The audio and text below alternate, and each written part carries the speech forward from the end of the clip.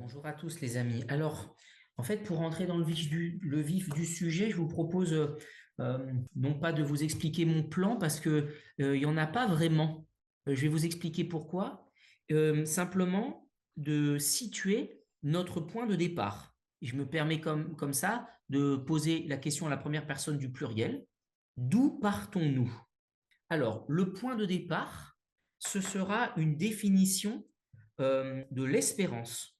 Une définition, j'entends une définition de la vertu d'espérance, hein. Et tout simplement, je vais vous lire le numéro 308 du catéchisme pour les jeunes, là, qui s'appelle le UCAT. Donc, le numéro 308. À la question qu'est-ce que l'espérance? Nous pouvons lire la réponse suivante.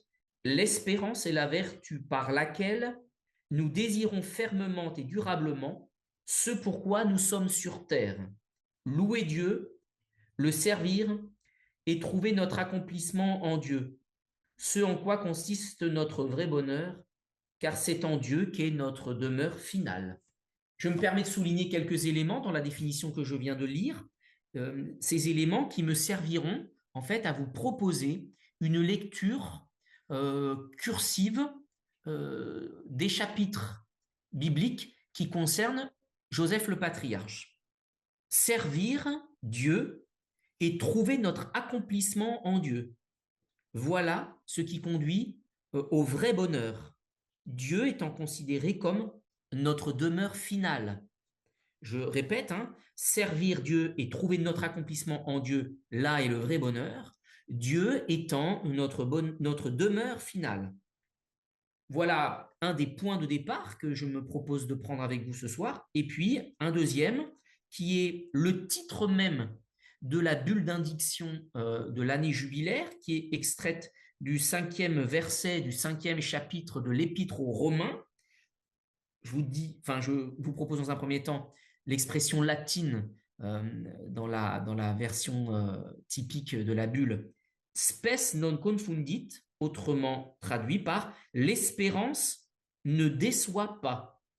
Donc, on peut faire mémoire de la définition que je viens de citer de l'espérance en approfondissant à partir de cet tout petit extrait de l'Épître aux Romains, l'espérance ne déçoit pas. Donc, le projet de mon propos, c'est quelles sont les déceptions, puisqu'on dit que l'espérance ne déçoit pas, quelles sont les déceptions dans le cycle de Joseph? Le cycle de Joseph étant les parties du livre de la Genèse concernant le patriarche. Puis, quelle espérance? Autrement dit, servir Dieu, trouver son accomplissement en Dieu, le vrai bonheur. Quels sont les éléments qui nous sont fournis dans le cycle de Joseph? Autre partie que nous allons chercher, accueillir dans le cycle de Joseph, Dieu comme demeure finale. Alors, je vous donne quelques petits éléments contextuels concernant Joseph le patriarche. Donc, Joseph est né à Haran, chez son oncle Laban. Alors, l'oncle Laban étant celui qui est le frère de Rebecca, la grand-mère de Joseph, et qui est donc la femme d'Isaac, le fils de Abraham.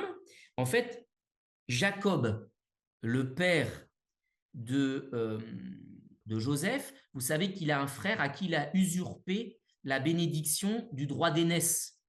Il est le second, puisque son aîné, c'est Ésaü. Et en fait, il a usurpé la bénédiction. Et donc, Ésaü cherchant à le tuer, sa mère, Rebecca, donc, lui trouve un point de chute pour sa fuite, autrement dit, chez son oncle, le frère de sa maman, donc Laban. Et vous savez, c'est là qu'il est lui-même, après avoir trompé son propre frère, il est trompé par son oncle, puisqu'il veut épouser la cadette Rachel, et que par un subterfuge, le père de Rachel, commence par lui faire épouser l'aînée Léa. Vous savez qu'il va y avoir une concurrence entre les deux sœurs qui seront les épouses de Jacob.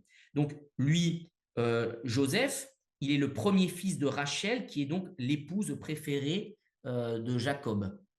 Alors, dans le livre de la Genèse, le cycle de Joseph, c'est ce qui clôt la Genèse, et cela va des chapitres 37 à 50. Et vraiment, à peu près, on est autour de moins 1650.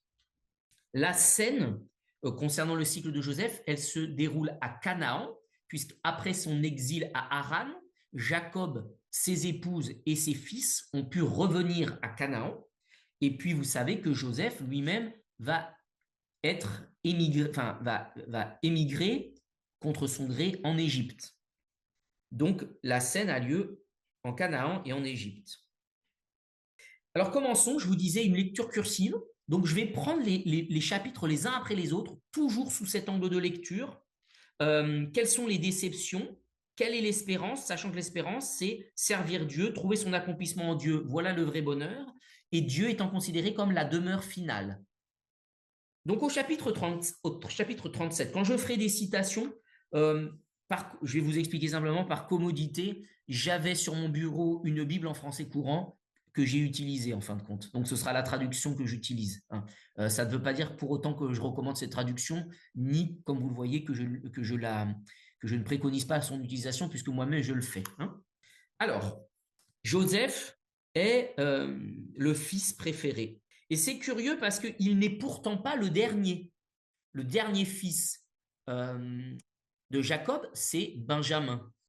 Dans notre langue française, le dernier étant le Benjamin, tire son nom en fait de la culture biblique. Et c'est assez curieux parce que dans l'imaginaire collectif ou dans l'imaginaire culturel, le préféré du papa, c'est le dernier. Des parents, ça peut être le dernier. Or là, ce n'est pas le cas de Joseph, il est l'aîné. Mais il est l'aîné de la femme préférée.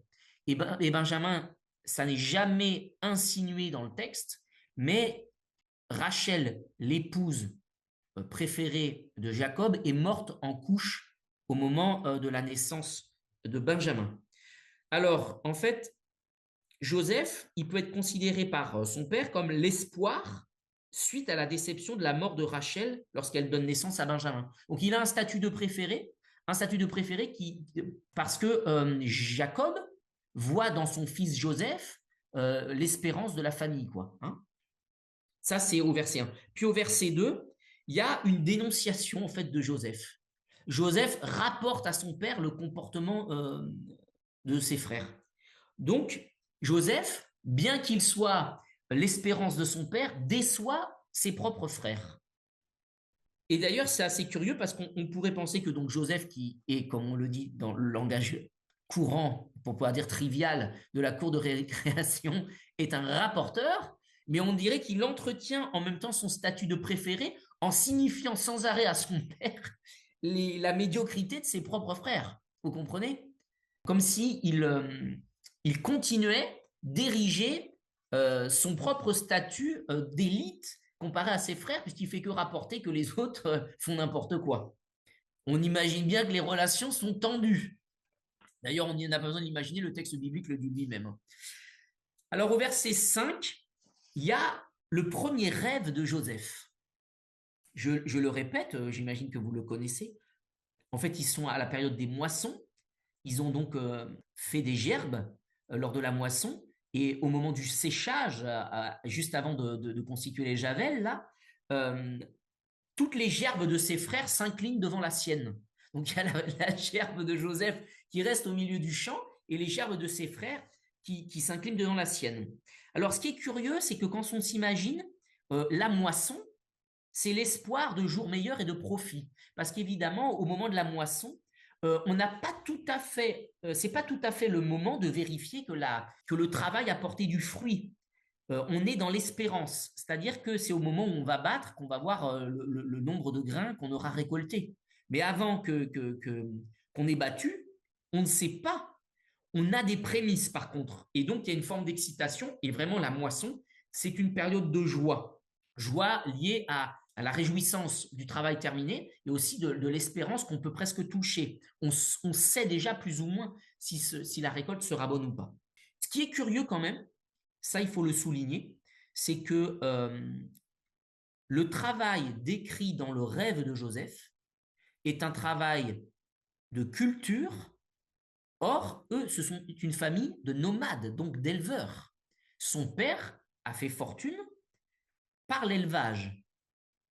Donc, on peut penser que comme Joseph est au centre de ce rêve, est-ce l'espérance de jours meilleurs où cette famille pourra s'installer et cultiver? Parce que, en revanche, dans le contexte biblique, le cultivateur a un meilleur statut que l'éleveur. C'est pour ça, on peut faire le parallèle avec ce qui se passe au début du livre de la Genèse, le meurtre de Caïn et Abel. Abel, c'est celui qui est éleveur et qui est donc en fait dans une situation qui est moindre vis-à-vis de son frère qui lui-même cultive. Hein. Donc, est-ce, comme je vous disais, l'espérance de jours meilleurs où ils pourront, grâce à Joseph, cultiver, puisque c'est sa gerbe qui est au centre et les autres qui s'inclinent devant lui. Au verset 9, il y a un deuxième rêve. Cette fois, contrairement au premier où il le rapporte simplement à ses frères, on imagine bien leur réaction, dans le deuxième rêve, cette fois, il le rapporte à son père. Là, c'est les étoiles qui s'inclinent devant Joseph, les étoiles dans le ciel. Et alors là, son père, par contre, au verset 10, le réprimande. Et il y a une forme de déception du père en disant, mais qu'est-ce que ça signifie? Tu veux qu'on s'incline tous devant toi, y compris moi? Alors donc voilà, c'est assez curieux, c'est que cette fois, bien qu'il soit au centre, ça provoque la déception de son père. Au verset 11, donc juste après la réprimande de son père, donc je vous dis un verset 9, deuxième rêve avec le rapport du rêve, verset 10, pardon, la déception du papa, et au verset 11, un premier constat.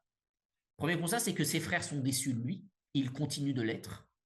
Et le deuxième, c'est un père intrigué. Alors c'est intéressant parce que j'ai eu un petit sentiment en lisant le fait de voir que Jacob était intrigué. Et en fait, en regardant dans une autre traduction, notamment, je pense, la première édition de la Bible de Jérusalem, l'expression est tout autre. On dit Jacob gardait ces événements dans sa mémoire. C'est-à-dire qu'il est surpris et en même temps, il conserve ça en disant mais qu'est-ce que ça peut bien signifier ce que me raconte mon fils? Alors au verset 14, il y a une injonction de Jacob à son fils Joseph.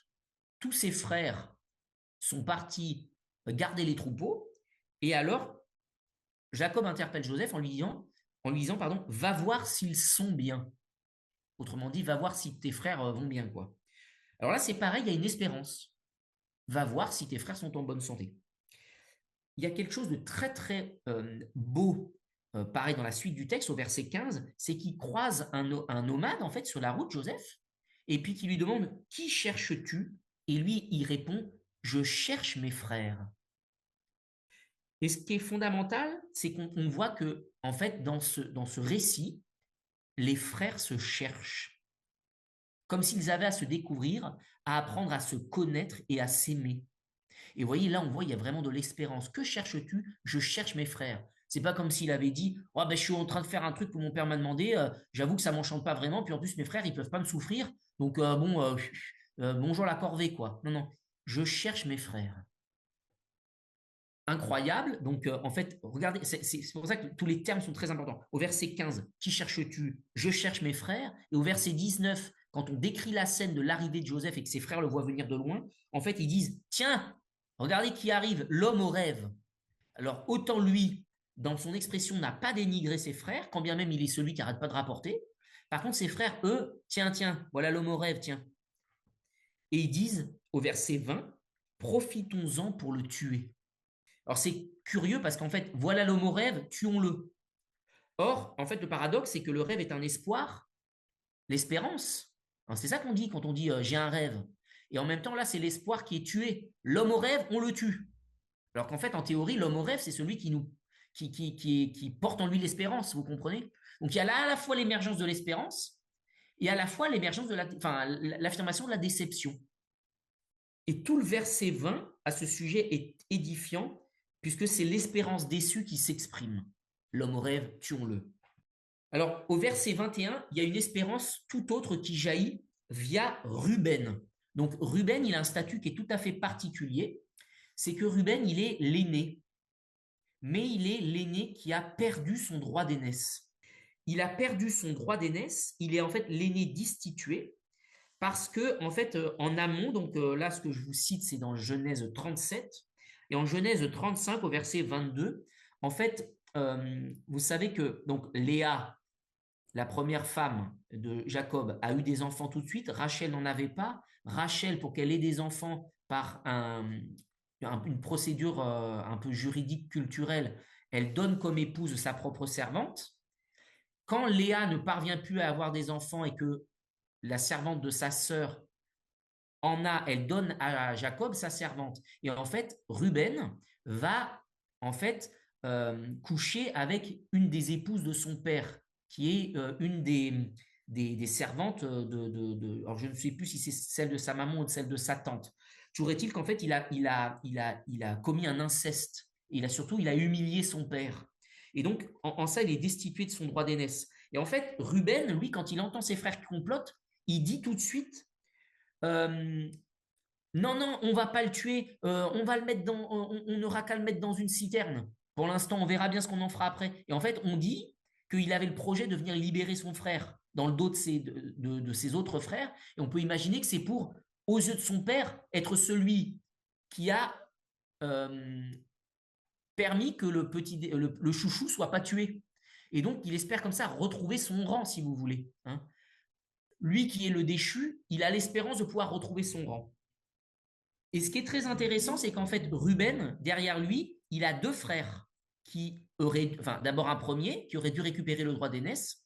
Et en fait, ce frère-là, c'est-à-dire le deuxième de la fratrie, puis le troisième, qui sont frères de sang, eux, ils vont commettre un acte abominable, c'est que leur sœur, qui a été victime d'un viol, euh, leur père, quand il apprend ça, il dit ben, on peut pas réagir de manière disproportionnée. Ses frères le prennent très mal, les frères de leur sœur qui a été abusée, et donc en fait ils vont trucider tout un village en vengeance. Le village d'où est originaire celui qui a abusé de leur sœur. Et en fait, en se comportant comme ça, ils ont pareil, ils ont désobéi à leur père, et donc ils sont eux-mêmes le premier destitué de son droit d'aînesse, le deuxième destitué de son droit d'aînesse, le troisième destitué de son droit d'aînesse, et donc le quatrième qui arrive, c'est Judas. Donc Judas qui devient l'aîné en fait, et Judas, il intervient à ce moment-là en empêchant les frères de tuer. Et il dit, quel intérêt à verser le sang? Donc là, en fait, on voit que Judas, le nouvel aîné, protège aussi.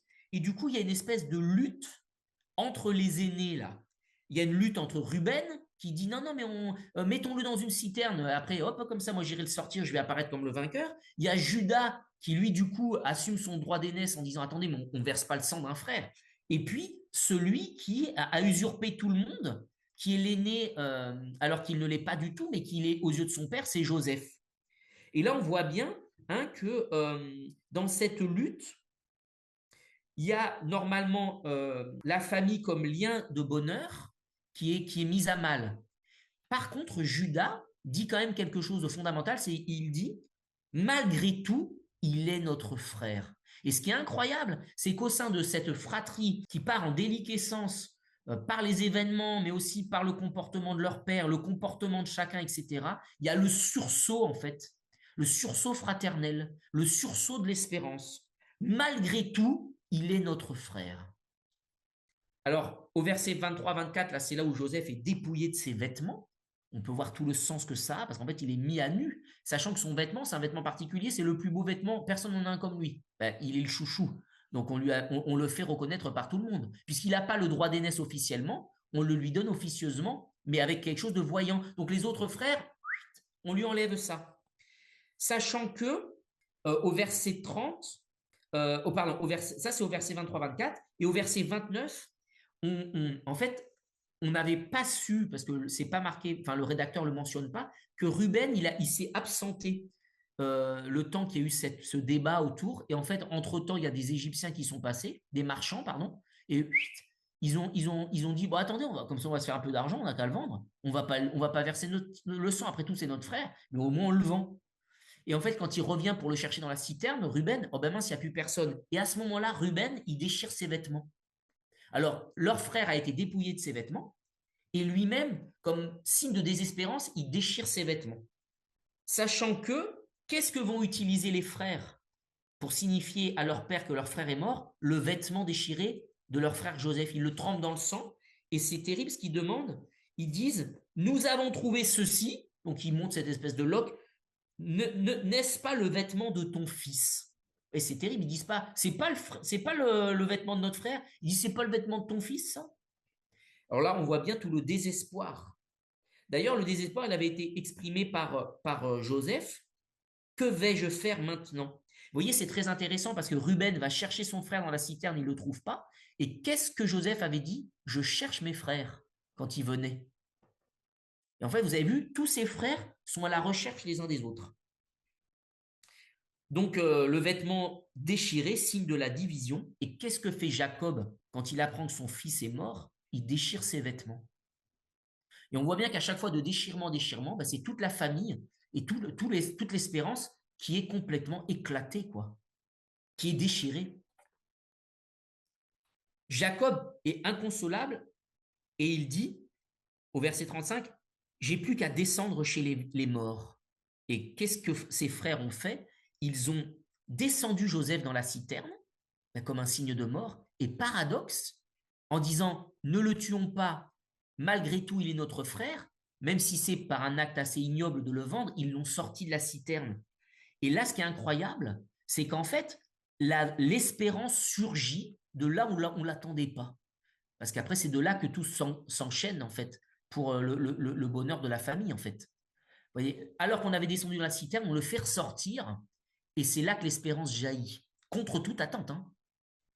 Bon, après, il y a un verset complet, qui est le chapitre 38. Ça aurait été très intéressant de s'apesantir dessus, mais là, on n'a pas le temps. C'est l'épisode de Judas et Tamar. Bon, bref. Parce que là, c'est un paradoxe autour de l'inceste. C'est que Judas, qui est l'aîné et qui va être la figure de la famille du Seigneur Jésus, hein, lui-même, il a fait la même chose que ce qui avait fait perdre à Ruben le droit d'aînesse. C'est-à-dire qu'il va, alors c'est pas tout à fait la même chose, mais il va contourner le droit de la filiation, en fait. Donc, on retourne au chapitre 39, et là, c'est le désespoir du désespoir. Comme si Joseph était resté dans la citerne, il est esclave. Mais il est sorti de la citerne. Et du coup, ben, Joseph, Dieu est avec lui. C'est signifié dans le texte.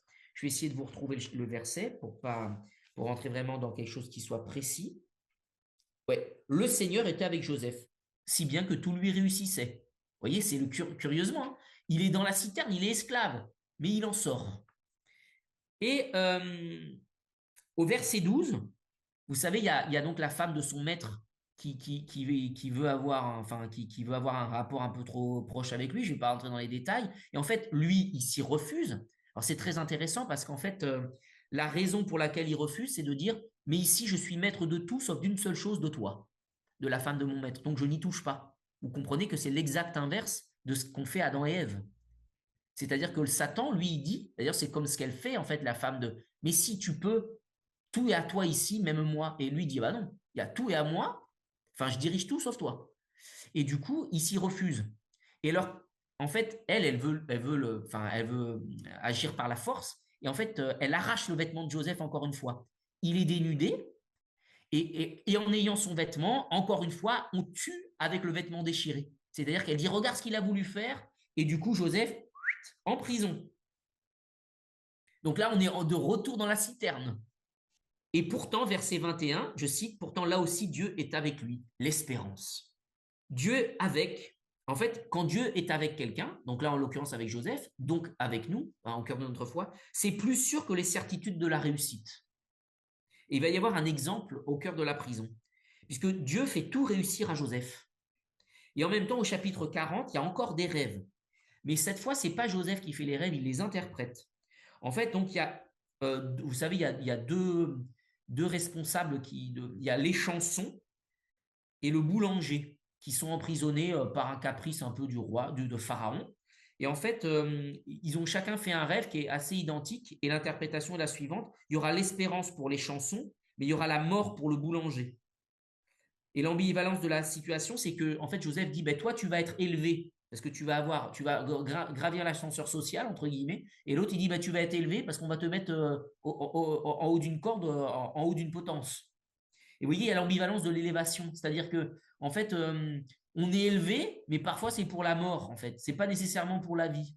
Tandis que lui, tout lui est réussi, mais il est en prison. Et ce qui est terrible, c'est que même quand il a interprété les rêves de ces deux gars-là, de ces deux prisonniers, il le laisse croupir en prison. Et il faut qu'il y ait encore un rêve au chapitre 41. Un rêve cette fois de Pharaon. Vous savez, c'est cette histoire de gerbes-là qui sont dévorées. Pharaon fait ce rêve et il ne sait pas interpréter. Puis pareil, il y a des vaches, elles sont grasses Et puis il y en a 7, et puis il y en a 7 qui sortent et qui les dévorent. Euh, et là, c'est pareil. Là, cette fois, les chansons, il dit, mais attendez, moi, j'étais en prison.